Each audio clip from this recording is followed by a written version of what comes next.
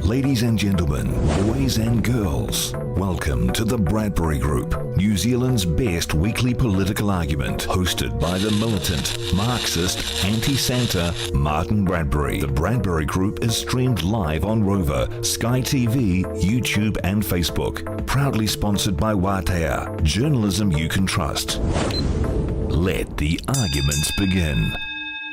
Okay. Kia ora Aotearoa. The true demarcation of power in a late-stage capitalism, liberal progressive democracy is the 1% richest plus their 9% enablers versus the 90% rest of us. And once you see politics through that lens, the left can never lose an election again. Welcome to the Bradbury Group Election 26, New Zealand's best weekly political argument. I'm your host, the editor of the daily blog, Martin Bradbury. Bomber to my friends, Mr. Bradbury, if you're nasty. My pronouns are us and we. Coming up on this evening's show, the political panel all-stars tonight are the former New Zealand First and National MP, Henare, and New Zealand Herald columnist, academic and political commentator Matthew Hooton. We did have Dita Boni booked for this evening, but she's sick tonight. Rest up, comrade. Tonight's 1-on-1 and 10 is the co-leader of Te Pati Māori, Debbie Ngarewa-Packer, on the latest Tai Tokerau divisions. Who is confirmed to be standing for Te Pati Māori? And was Maiki Sherman a political hit job? Our extra 1-on-1 and tonight is with Moana host Moana on her explosive new interview with Winston Peters, the challenges the Fourth Estate face covering this election, and her thoughts on Maiki Sherman's resignation. Shout out to Kiwi Skirt and Chewy from BHN moderating tonight's YouTube page. Good evening to all the Bradbury Easters online watching right now. You make this show one of the most watched live podcasts in New Zealand, and your comments will appear on screen as we go. Shout out to our Wātea, Facebook, Rover, Spotify, Apple Podcasts, and Sky TV whānau. Remember to like and subscribe, because that's all that is holding the Fourth Estate together right now. And our Twitter panel this evening is Tim Selwyn. He'll be tweeting live online at Twitter, hashtag the Bradbury Group. Before all that, however, is this week's War on News.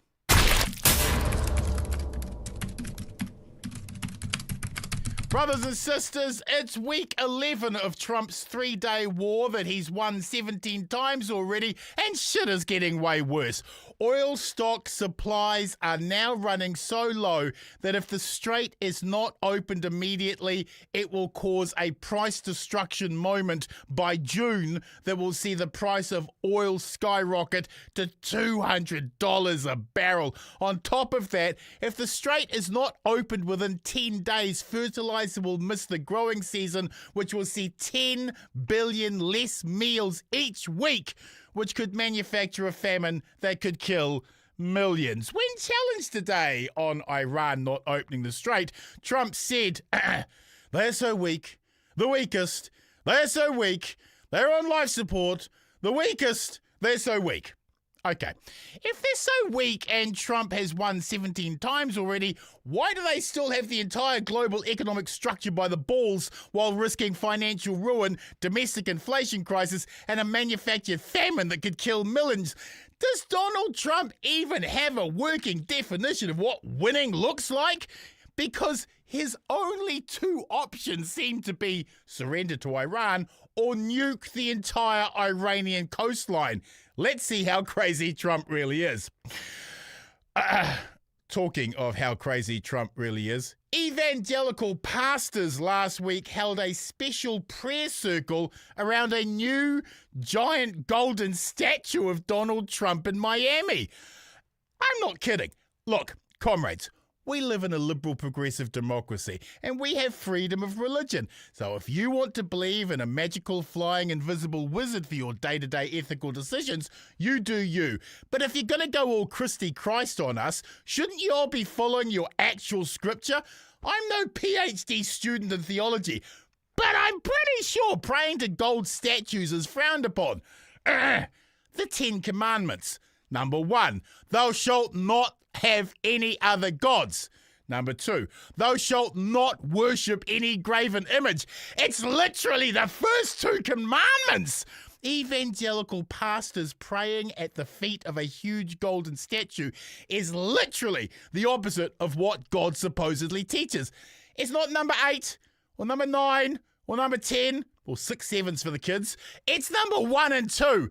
Don't get angry at me. This is your Dungeon and Dragons rules we're playing by. If you don't like those jokes, turn the other cheek. And finally this week, ACT's new citizenship test rules were released, where immigrants will be tested on New Zealand values as determined by ACT's far-right libertarianism. Here are 3 examples. Question 1. You witness a moral dilemma. What is your first step? A. Help immediately. B. Call emergency services. C. Check who owns the land you're standing on. Or D. Draft a contract before intervening. Question 2. In a conflict between property rights and human rights, the correct approach is to A. Balance both carefully. B. Prioritise human dignity. C. Ask whether the human has a mortgage. Or D. Respect the fence. Always the fence. And final question, what is the ultimate Kiwi value? A. Fairness. B. Community. C. Pragmatism. D. A strongly worded invoice. Remember, friends don't let friends vote ACT.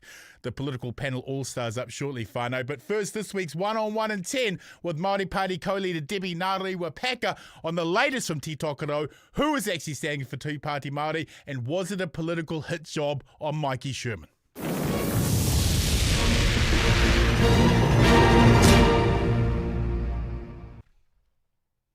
Kia ora, comrade. Welcome to the show and thank you for being available to support the state. Your democracy is grateful. Kia ora, how are you?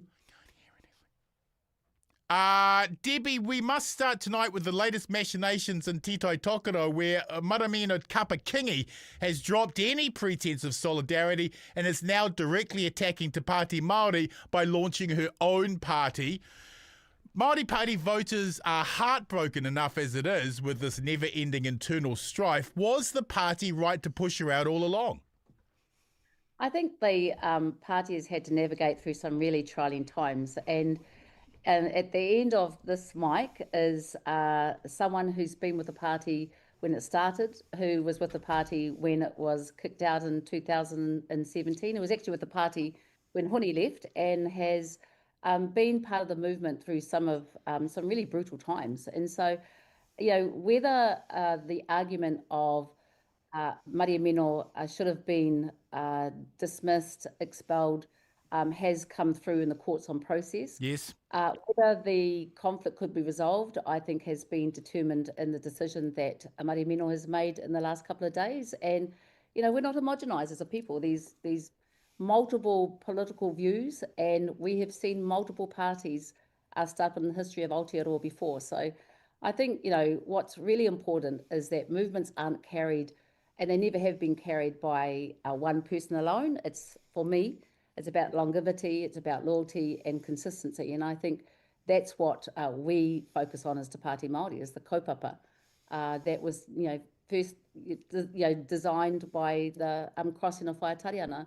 That's the movement that I continue to support and stay loyal to. What would you say to Te Pati Māori supporters who are just so sick of the drama, that they, particularly in Tai Tokerau, who don't have money to be able to put into the car to go out and get food, who don't have money to be able to pay for the trip from up north to Auckland for medical care? Those people are looking at pain in their day-to-day living, and they're looking to Te Pati Māori, and all they're seeing is more drama. What would you say to those supporters? I would say that, we have some tough seasons, that we are a young movement that, like anywhere else in Te Ao Māori, whether you look at your whānau, your hapu, your iwi, that conflict doesn't cancel you out. And we have still turned up to the House. We have still been able to go out there and win the fast-track seabed mining kaupapa. Absolutely. We've still been out there standing on the front line with the unions. We've still been out there pushing for, the amount of Māori that we have on the Māori roll. There's unprecedented in the history of Aotearoa. Yes. So you still mahi the mahi. And I think, absolutely, things aren't perfect. We are a young movement, but that has never cancelled us out from turning up and being there and being dependable and being reliable. And I get that trust is shaken for quite a few. And we've seen that play out. But again, it is about making sure that you have a voice that is going to hold these big parties to account, And we represent entrenching Te Tiriti. And if you can see that coming from any other party, if you can see that they're going to ban seabed mining, if you can see that they're going to sit there and make sure that our whānau are going to get the type of renewable energy solutions that they need to cut the cost of living, then ka pai. And I think the kōrero here is that, we are under immense pressure as a people.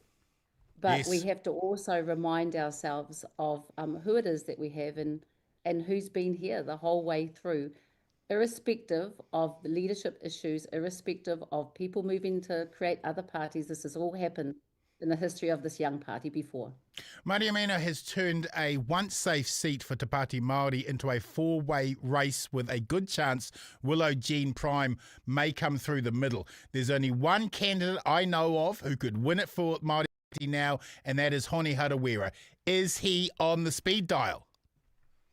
I'm not in a position to deny Oh, come on! this is the difference of Te Pati Māori. The mana sits with our electorates. It Absolutely. is completely Tai Tokerau's decision.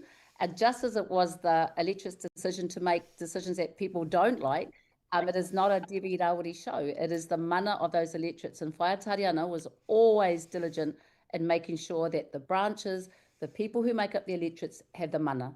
And that's the uniqueness of Te Pati Māori. Does Hone have the mana? They will determine who we have. What I can confirm is we've got some very high-profile, amazing candidates that have come through, and now it sits with Tai Tokerau to make that decision. When will we know? When will we know? I understand, and I'm a little worried about giving timelines because I've just sort of rushed in from the house, but I understand that it is a couple of weeks in the decision-making process. So they move quickly. We've had to, they have to appoint executives. Sure. And they have to, go through the process of their candidates and who they have the trust in. Our role there is to tautoko who they decide. Awesome. We need to move on from Te Tokerau and look at Tamaki Makaurau. And an extraordinary story last night that Irene Kaipara was also thinking of leaving the party, which sparked questions around Hana as well. It turns out that speculation was a total mistake from inside Irene's own communication team. With the election mere months away, can Te Pati Māori continue making unnecessary forced errors like this? Oh, look, I definitely think that we needed to make sure that comms was done correctly. Yes. And there was a mistake made, and Audrey has come really loud and confident in affirming to her electorate where she stands. She has the huge support of her executives, and mistakes are going to be made in the chaos of everything that was going down yesterday. Audrey has straightened that up, and I think we have 5 candidates confirmed. We were all confirmed last year. Can you please confirm who is standing for Te Pati Māori right now? Can you please confirm them? I can confirm the 5. So we've got Hayley Maxwell and Ikaroa Rāwhiti. Yes. Hana, Aureni, Arawari and myself. And we now have a process internally with Taitonga and Tai Tokerau. And they're going through those processes now. So that'll take a couple of weeks. And you think that'll be a couple of weeks and then we will know the full lineup, and that is the lineup you're going to the election with, yes? Yeah, I think, Boma, you've got to remember, this is the party in 2017 and in 2019 got absolutely ridiculed. I remember being laughed at and that we were committing career suicide to even put ourselves forward. And so, again, we know we have to work hard. We know we have to work hard for trust and confidence. We understand the issues that are affecting our people, and I don't know, at the end of the day, the polls are continuously showing the importance and significance of the Māori seats. Well, let's talk about that. Let's just talk about that for just a quick second, because the latest polls actually have Te Pati Māori in a very, very strong position. I don't know if you've seen the Roy Morgan poll out tonight. You're back at 4.1%. in the Roy Morgan poll. So the damage that has been done, look, there's a way of bringing it back, isn't there? People are drifting back to Pāti Māori. I think we just have to continue to mahia the mahi, and Rawi and I have, I believe, shown strong leadership to get back, mahia the mahi, continue to be out on the ground. I've spent 4 days out in Waikato and Tokoroa, Taumaranui. You can't take anything for granted, and polls have never really been how we gauge our No. Our gauging of support is those who turn up, and we've got a really active social media that tells us real time how we're doing or not, and we've just got to mahia the mahi. We take nothing for granted, and again, the polls aren't something that we've always measured ourselves on. They've always been wrong for us. Yes. And we just continue to get out there and show our people who we are. Because the thing for us is we have huge electorates and huge diversity. And always turn up kanohi kitea is the poll for us. Are you concerned that your comrades in Labour can't count? Because if you are able to do well in those electorate seats, you've got more chance of creating an MMP overhang, which will be able to fend off this right-wing government. Does it concern you that the Red can't seem to do math? I'm concerned that their focus is more on taking out Te Pati Māori and That's the Māori a problem. season, That's a problem. Chris Luxon and this coalition out.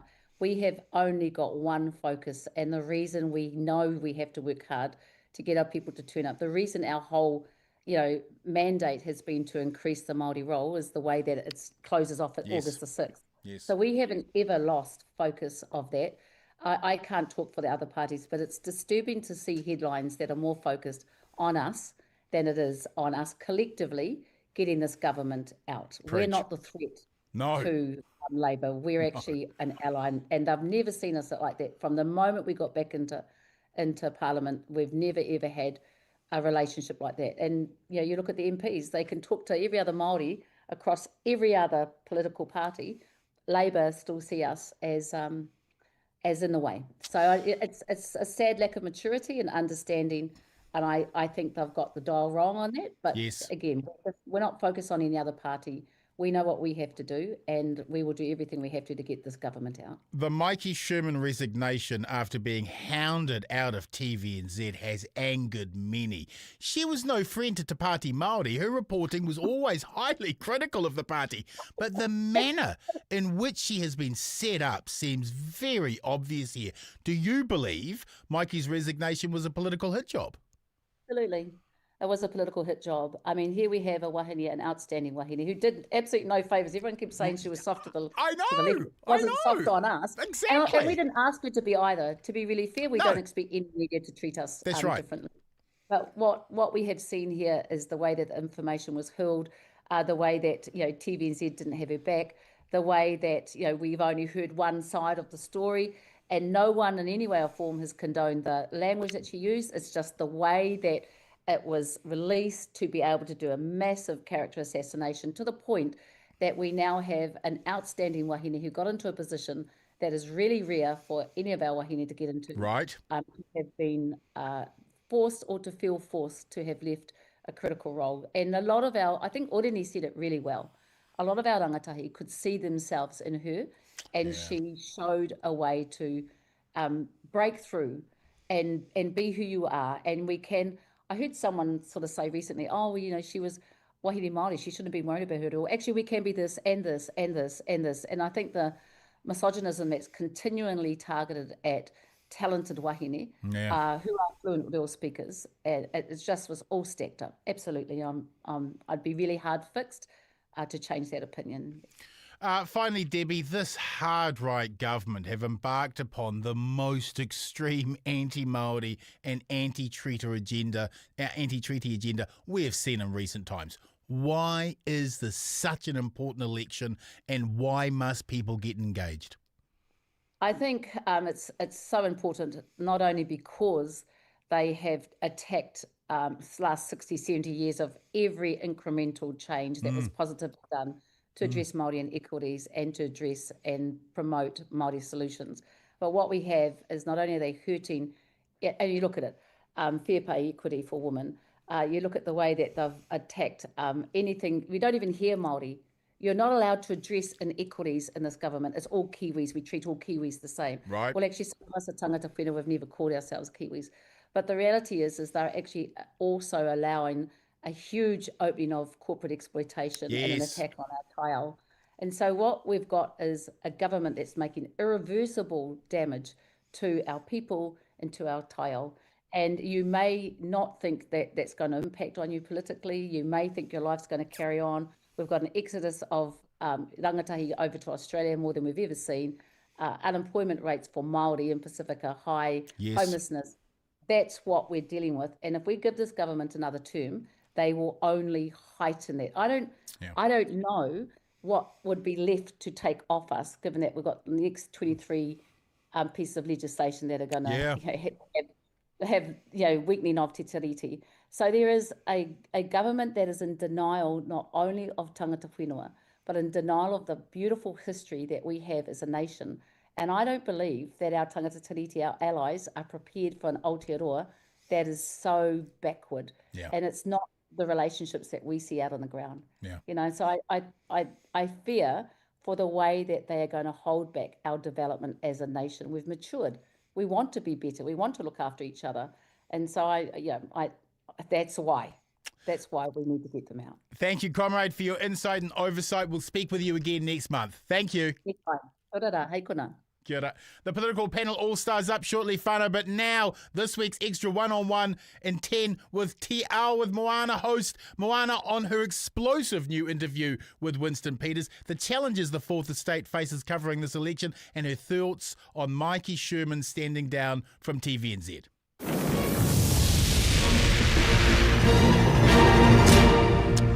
Kia ora, comrade. Welcome to the show and thank you for being available for the Fourth Estate. Your democracy is grateful. Kia ora, Martin. How are you? I'm very well. Moana, you just gave a masterclass in how to interview Mātua Winston on your brilliant Te Ao with Moana on Māori TV. So I just wanted first to congratulate you on such a powerful piece of Fourth Estate journalism. Winston clearly respects you because he allows you to ask those critical questions, and instead of yelling at you the way he does with everyone else, he answered, and we were exposed to just how hollow his reasoning is. That's what legitimately surprised me, that when he was forced to answer, his reasons were farcical. What did you think of his answers? Much the same. I mean, to give him his dues, he always fronts, but then he's a master in terms of, trying to control the interview. I must thank you for your kind remarks, but I kind of like whacking myself around the face because I thought I didn't keep the face as straight as I ought to, and my tone came through because I couldn't help myself. I had to go, really? So, I'm trying to build up my skills. I thought what was most fascinating was, well, we know that he frames himself as the champion for ordinary people. Yeah. But when I ask him, when I suggest that ordinary people have never been worse off, he's just like Boulder Dash. That's rubbish. Yeah, and you give amazing, examples, and he just dismisses it. And the kinds of, it felt like he never is really quite clear on who those ordinary people are. So it felt like everybody was getting a whack in that interview. I mean, the media, my show was called Stupid on a stupid Māori TV that nobody watches. I'm like, well, hello, you're on it for the fourth time. Yeah. But also, so he was having to go at media. He was having to go at all the bureaucrats and officials who I suggest give him a lot of the evidence, got the evidence and the paperwork that assists ministers and all that, immigrants, other political parties. He made assumptions that somehow I've got something to do with the Waitangi Tribunal, I'm a Te Pati Māori, radical, and, just huge assumptions. Yeah. Any question, anytime a question was asked where he felt challenged, then he either turned on me or just went, this is extraordinary. This is Boulder Dash. Looking at his answers, he's fighting 1980s issues with 1970s solutions to problems in 2026. Why is he polling so high, do you think? Well, because I think it's the way he talks. You see, I noticed even, like it's not what he says, it's how he says it. And he seems to have this connection with people who believe that he is challenging the establishment. Despite When he is the establishment. He represents the establishment. That he is an opposition leader in Parliament when he's actually been at the cabinet table. So these are the kind of contradictions that are fascinating. He will always point to his record in the past. Yes. He's done some good things in the past, but when I asked him to explain what has he done in this last term, all he says is New Zealand First needs 3 terms. Yes. That was his response to you. 9 years. He needs to be in charge for 9 years? 9 years, yes. Jesus so wept. that's quite a bit of a. So he couldn't really come up with anything, anything concrete. Yeah, sure. It was interesting because we talked about superannuation, and he's always like National has pushed for it to be the age to be raised, and he's always had a hard line on it staying there. Yeah. But just recently the Prime Minister's talked about that's back on the table, isn't it? That's right. Superannuation, which doesn't really work for Māori because our lot die a lot earlier. That's but right. But of course he goes back to Apirana Ngata. Yes, I saw that. And you rolled your eyes and went, "Oh, come on." What was it like? What was it like when the cameras weren't rolling? Because he can be disarmingly charismatic, can't he? Well, I mean, I've known him for years. Yes. Not, we're not close friends or anything, but just the different circles that we all move in. Sure. And it's always, kia ora, chief, how you going? Kia ora, moana, and that's all fine. It's just that when the camera comes on, there's a different, Yeah. we move into a different phase. And he, he did project some of his things that he was saying were incorrect, particularly around that India. Yes, that's right. Australia. That's right. Yeah, completely wrong about that, wasn't he? Yeah. It seems that Winston is trying to be Nigel Farage and ride a wave of conspiracy theory nuttiness and anti-immigration xenophobia while disguising his donors' interests as national interests. Do you think he believes the garbage he's spewing now, or is this all about positioning himself to be Prime Minister for 12 months in the next government? I really don't know. I get You think he believes it? You think he believes it? I think it's a little bit of it's a ploy. I mean, I think he's very astute in terms of attracting and connecting with people who want scapegoats. Yep. And he definitely wants to be back in. Yep. But then my question was, what have you done? Because, why would anyone want you back in? Pay equity. I mean, that was a big thing, wasn't it? Yes. Yes. All those people, their claims out the window. So, it just seems that he's on a roll. And but it was interesting when we came out of there because he gave us a lot of time. Yes. Him and his gave us a lot of time. Previously they booted us out, but that's when we crashed into the Prime Minister coming to visit. Well, that's right. Your late night interview with Winston became part of the news because Luxon was visiting Winston right after your interview in regards to the release of emails that showed the Prime Minister wanted to support the illegal war against Iran. Winston claims that was a mistake of process, but it was a metaphorical drive-by shooting and firebombing of the PM's electoral office in Boni, wasn't it? Wasn't it? You mean the actual release of the email? Yes. Yeah. I don't know what was going on there, but I mean, like I was challenging Winston over that kind of bland response to the attack by the states and Israel on Iran, and he just kept saying that he was giving context and we were acknowledging the context. But, when you saw the Prime Minister's stance, which was for New Zealand to give explicit popular support, I'm thinking, okay, I think, Winston, you did a bit better on that front, but, right. Still not enough for many New Zealanders. You also met the PM as he was walking into Winston's office and he took a selfie. Did you press him on why he refuses to come on your show? And do you think it's right that he avoids Tova on TVNZ Breakfast? I was talking with Dale Husband, Julian Wilcox, Mihi Ngarangi Forbes, Jack Tame. I haven't caught up with Tova, but I mean, like all of us are on the out. Yeah. I was the first one that got ghosted. Yeah. I've only had one interview with him, and that was when he just became the leader of the National Party. Yes. I think we did it at the Kingsland or somewhere That's up right. the top there. And then and Dale said he had it before he became Prime Minister. None of us can get in there. Julian might have had the last one, and Julian sort of said, "Hey, you're going to be interviewed by my mates, Mihi and Moana." Oh, yeah, yeah. So, I've seen him about 4 times, Yep. and I'm like, "You're a Prime Minister. When are we going to do that interview? Come on." And he's like, "Oh, yeah, yeah." And then he walks off. You are at the front line of current affairs in New Zealand. How difficult, with the attacks on public broadcasting, the dismantling of the Broadcasting Standards Authority, and the economic downturn, all contributing to the Fourth Estate's ability, in your opinion, to be able to cover the election in November? Well, the thing is, Bomber, I went across to Kuala Lumpur in September last year for the Global Investigative Journalism Conference, which was absolutely fascinating. 135 countries there. And we heard a lot from journalists who were reporting out of Gaza, out of Venezuela, where they've actually put together AI avatars to be able to get their news out safely. Yes.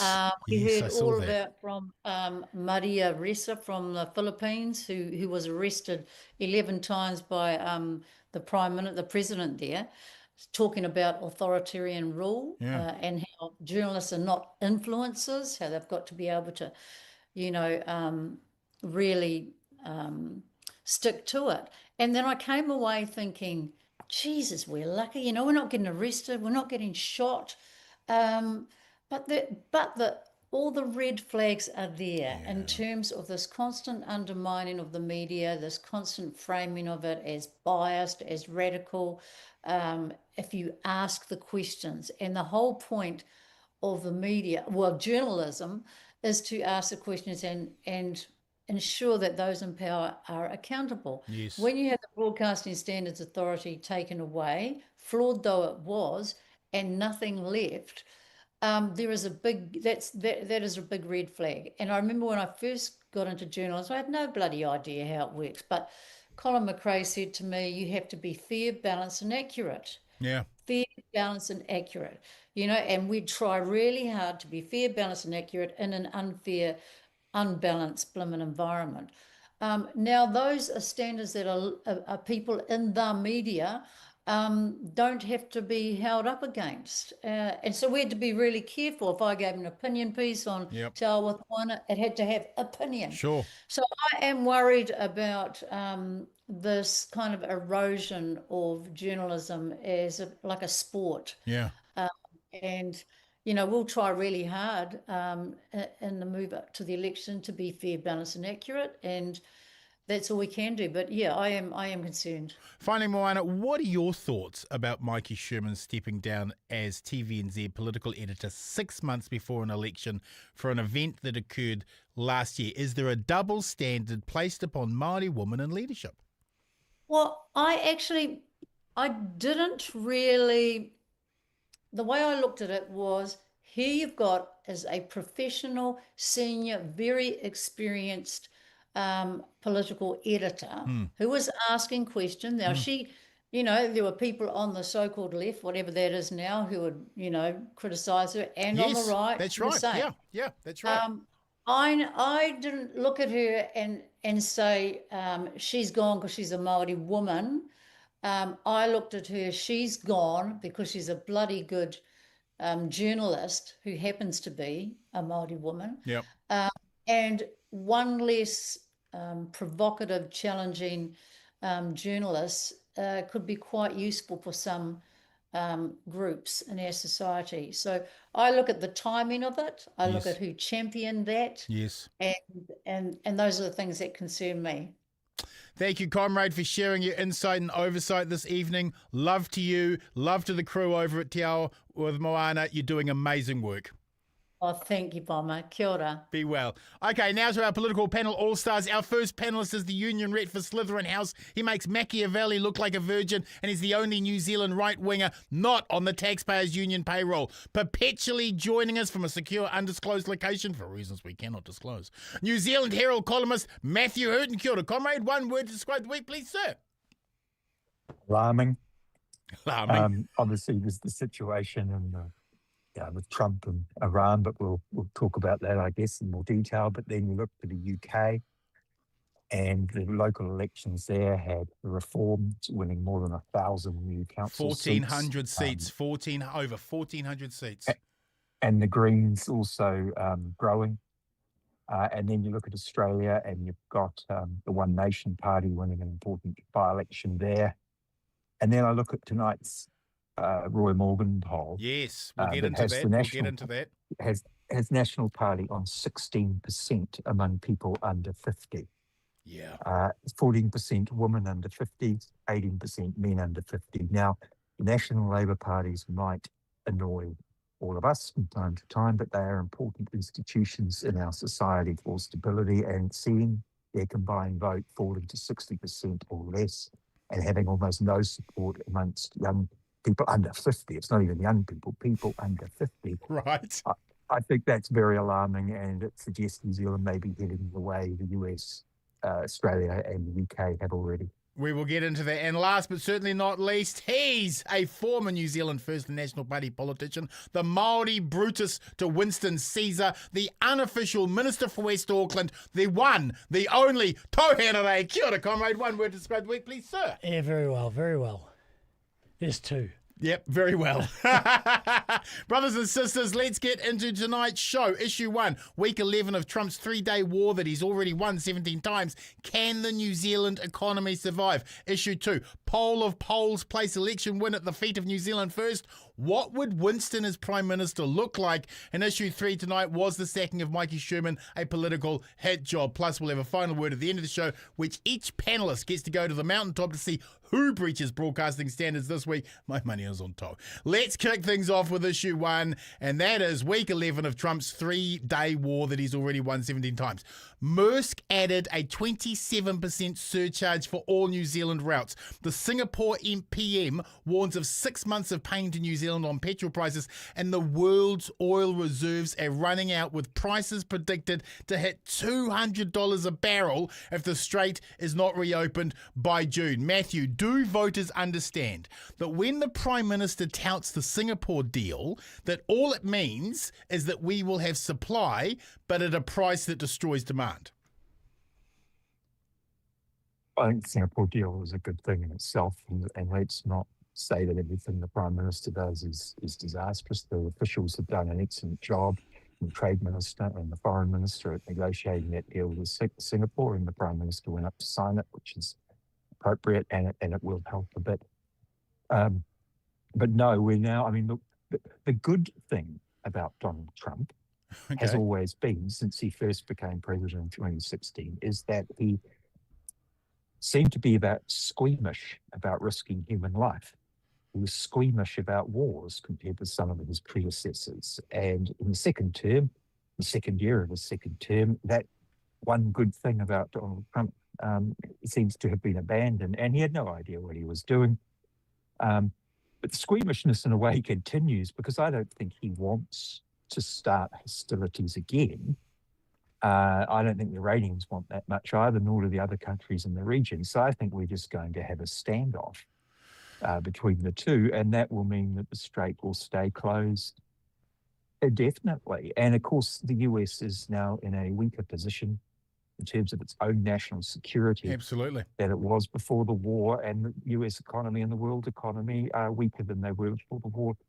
Nothing has been achieved. Everything has gone backwards. And that is the type of thing people were concerned about would happen with Trump, because, well, he's ADHD, isn't he? Follow-up question. What happens in New Zealand when voters realise all the Prime Minister has done is ensure we have $7 a litre petrol? Well, I don't think voters are going to blame the Prime Minister for the war.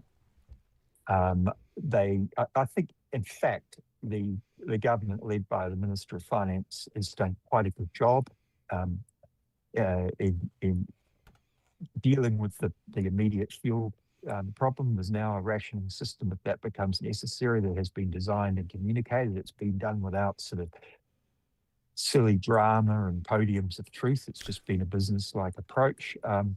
I think the bigger issue is that the new government promised that it would fix the economy. It didn't fix the economy. It's now got ads running saying it's going to cut tax, stands for lower taxes, smaller government, less debt. Well, I mean, it's not going to be cutting taxes. There's no chance of any tax cuts, nor should there be any tax cuts in the current environment. Government is bigger than it ever was by any measure. I think the real issue is there's just such a disconnect between what the National Party promises and the Prime Minister says and what the reality is in people's lives, but also in the economic statistics that we, informed people are very aware of.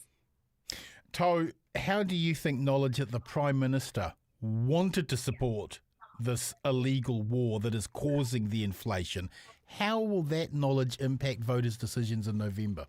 Particularly when you consider that things could be a lot tighter in November. Yeah, I actually think they will be a lot tighter come November. But I don't think that the rank and file National Party person is going to worry too much about what Luxon thinks about where we should be in the big scheme of things with Iran. I don't believe it. So you're a national voter, you're going to stay with national regardless of what's going on. But here's the thing that worried me immensely was the leaking. Well, not the leaking of those emails, but because they were legally obtained by the OIA. Yes. And I just don't think Winston makes mistakes like that. Right. I've never seen him make mistakes like that. He makes mistakes like that on purpose. Right. It was a drive-by shooting of the Prime Minister, wasn't it? If you were wondering who shot Tupac, Winston, actually ask yourself, where the hell was Winston? Follow-up question. Whānau don't have the money to pay for the petrol to pick up the food parcel, and they are putting off travel for medical treatment.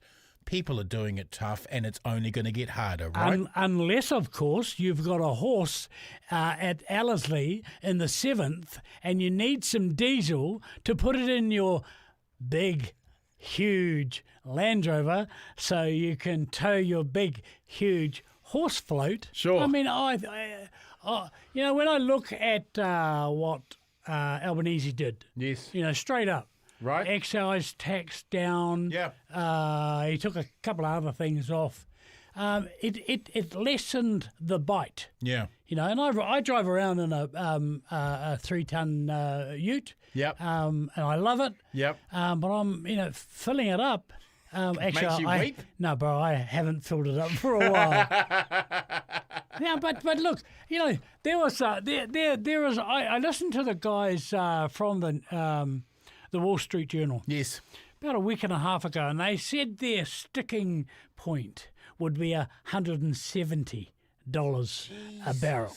Well, this week it's $200. Wow. And I mean, I honestly don't think that countries are going to be able to survive it. Yeah. Not as we've known other countries to sort of pull together and get through a mess. Yeah. This is nothing like a COVID pandemic. Yeah.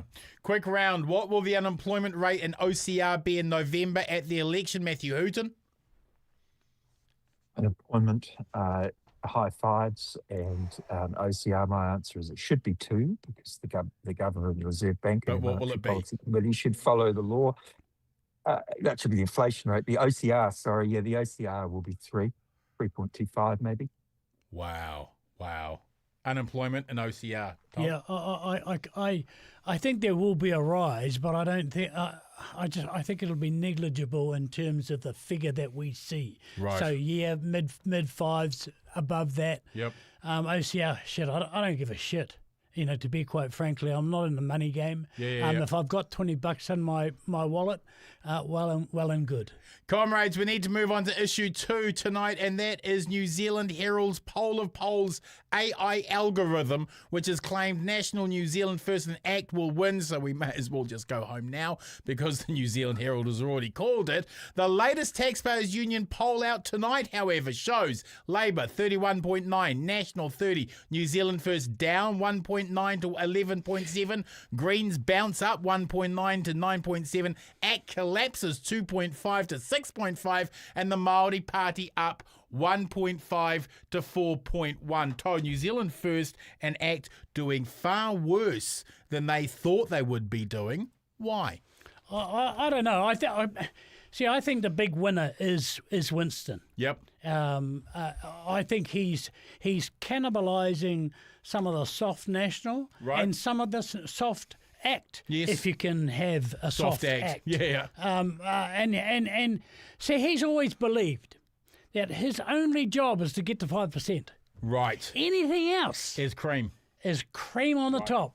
So if he gets 11%, 9%, 7%, who cares? Right. He's got 5%, and what that means, he's coming back. Right. And so that's what I mean. A lot of the rhetoric that I've seen Winston. I mean, he's a fantastic operator. Yeah. If you believed in the message, I mean, and I left that boat a long time ago, and. Yep. Mate, I came in on Chinese ostentatious houses. Yes. Now we've got, butter chicken immigration. Yes. I mean, it's so base. You know, there's nothing in it other than hatred. Right. And the attacks on Māori, Yeah. all this last 2 years, have been about fear. You know, who was it that said we only have one thing to fear, and fear that is itself. fear itself. Yeah. You know, and it's true when you really come down to it. You know, some farmer is going to be upset that the Maoris got a seat around the table, but nothing much is going to change. Yeah. But they make it out to be the biggest end of thing Western since civilization oh as we my know God. it, right? Oh shit, yes. Follow-up question. If Winston is manufacturing a snap election, will he go before or after the budget? Well, I thought he would go before, and I always said that. Yep. But now I don't think we're into a snap election. I can't see it. I can't see the point 6 months out from an election having a snap election. I just can't see it. Matthew, when even the Taxpayers Union poll is showing a sharp decline in right-wing support partners, how close do you think the election is actually going to be? Oh, I think it'll be a complete knife edge. I think the Herald polls, or their model or whatever it is, the simulation, 80% probably sounds about right. I mean, I don't think the government would be re-elected by more than 61, 59, or maybe on a good day, 62, 58. But I think there's so many question marks about Te Pati Māori now, as we've heard. And if that all does just completely collapse, then there's no way Labor can get in, and so the government would be re-elected. So 80% because of that TPM issue seems about right to me. Follow-up question. If this is how grumpy the electorate is now, how will they be if petrol hits $200 a barrel? Well, I think, as I said at my opening, I think we shouldn't rule out, and Winston Peters certainly isn't ruling out the possibility that those two main parties will face some type of further collapse in their support between now and the election. It's happened everywhere else. I know New Zealanders like to think that New Zealand is really, really special and the whole world looks up to us and blah, blah, blah, and it's all, But we do follow global trends, and the same frustration towards the establishment parties for their cynicism and their failure to address structural problems and their just failure to empathise in many ways with voters. I think it exists, and it could well, it is happening, isn't it? Roy Morgan Yeah. tonight just came out with a polling result for national that was 25%. That's one of the lowest they've ever recorded. Could they actually hit a Bill English moment and get 23? Well, he got 20.93%. Oh, Jesus. That's right. That was very low, but I wouldn't say that's impossible, particularly with the current leadership. In the Taxpayer Union poll, the Prime Minister's net favourability hit a record low of minus 20%. David Seymour, for context, is minus 29%. And Peters is of the party leaders. He's only minus 7, so he's the least unpopular. Labor's also got a Hipkins problem. I Yep. mean, I can't recall, but it's somewhere between Peters and Luxon. I think minus 13% is, and he was a year or so ago. Hipkins was, in the positives, plus 10, and these people have let New Zealand down because they don't take the challenges, the social challenges, the foreign policy challenges, the defence challenges, the fiscal challenges, the economic challenges. They don't take any of them seriously. They're entirely focused on slogans and nonsense, and in the case of the Labour Party, on just saying nothing. Quick round to both of you. Happen. Quick round to both of you. What would 12 months of Winston as Prime Minister look like, Toh? Shit. Matthew? Oh, he'd just preside over the status quo. And we've seen him, he's talked about superannuation. It would just be stagnation. It wouldn't be a disaster. Comrades, we need to move on to issue 3 tonight, and that is, was the sacking of Maiki Sherman a political hit job? Matthew, leaking the smear on the political editor of TVNZ 6 months before an election is the exact sort of chaos you would want to seed if you wanted to privatise TVNZ. Was the sacking of Maiki Sherman a political hit job? Well, it was, in the sense that Annie O'Brien, who used to work for Judith Collins, but is,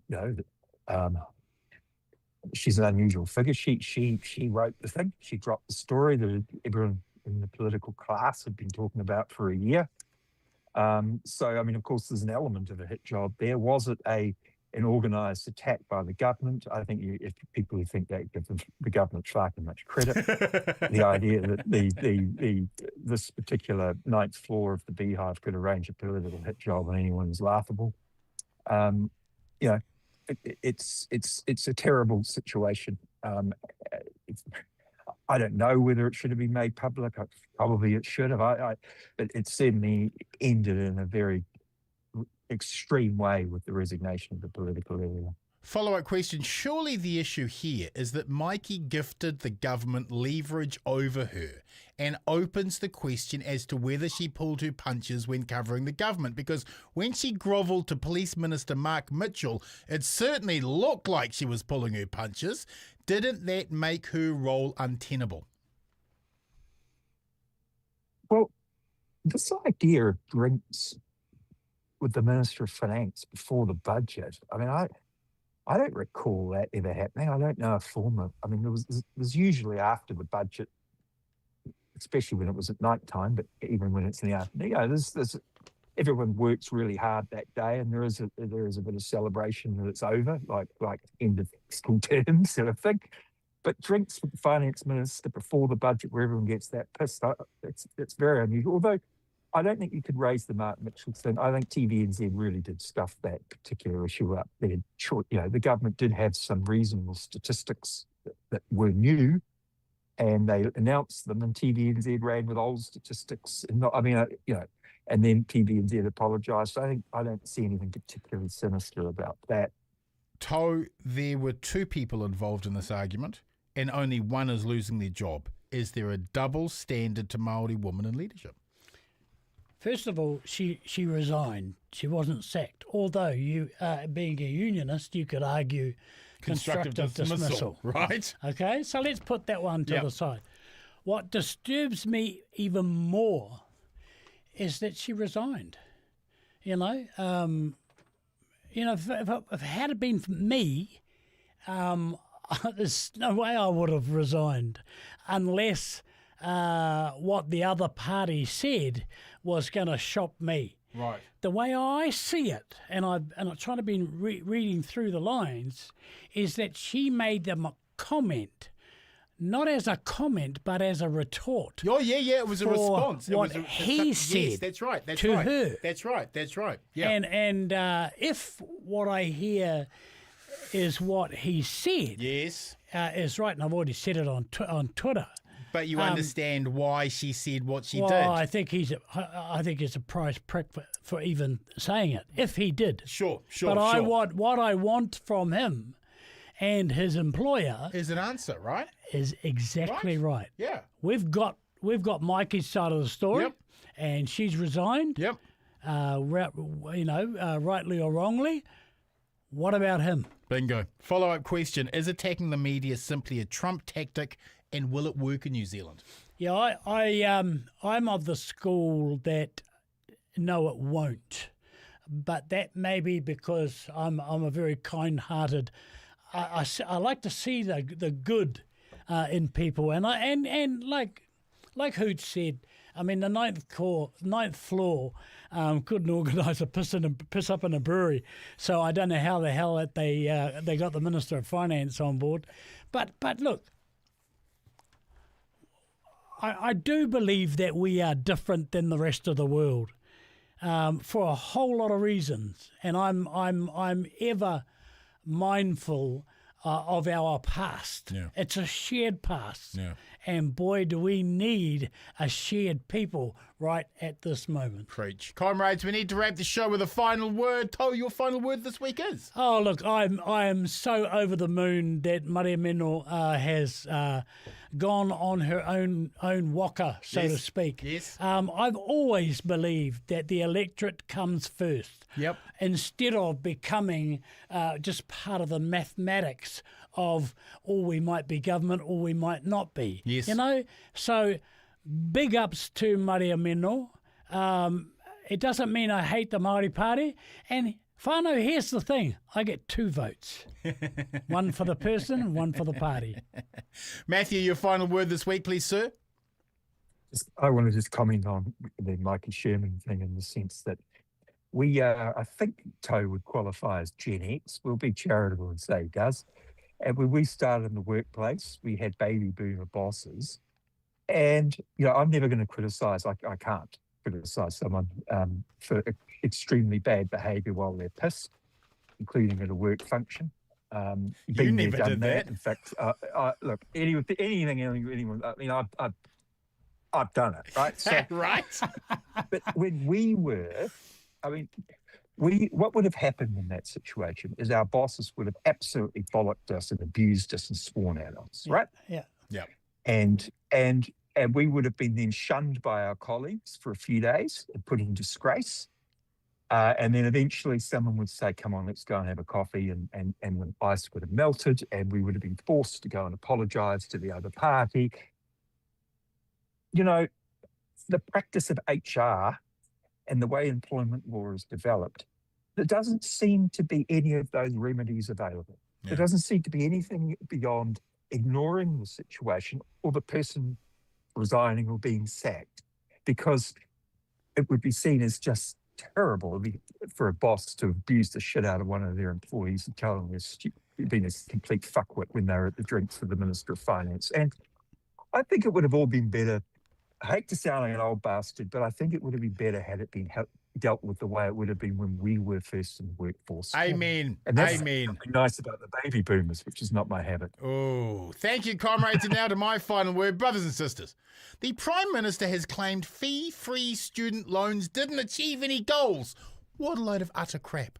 The goal was to reduce student debt. Since Gen X, every generation has been blighted by user pays debt, meaning the property boomer class have laughed all the way to the bank. We don't have a youth problem in New Zealand. We have an adult problem in that we hate youth. The entire structure of the political economy is set to enrich the old and punish the young. The neoliberal experiment has locked generations out of wealth creation and reduced them to a precarious gig environment as AI carves out middle-class professions with devastating ease. Every generation after the boomers have been penalised, and universal free services funded by taxing wealth are the only inoculation. This election is Old Zealand versus New Zealand. It's the property class versus the rest of us. In solidarity, the revolution continues. Ka pai Aotearoa. The Bradbury Group, New Zealand's best weekly political argument. The Bradbury Group is an independent podcast through the Rover Network, sponsored by Wātea News. Everything on the show is an opinion and shouldn't be taken seriously enough to attempt defamation action against us. We were joking. We're never serious about anything. And officially, a small weta in Avondale is legally the owner. Good luck finding him. Don't forget to follow, like and comment.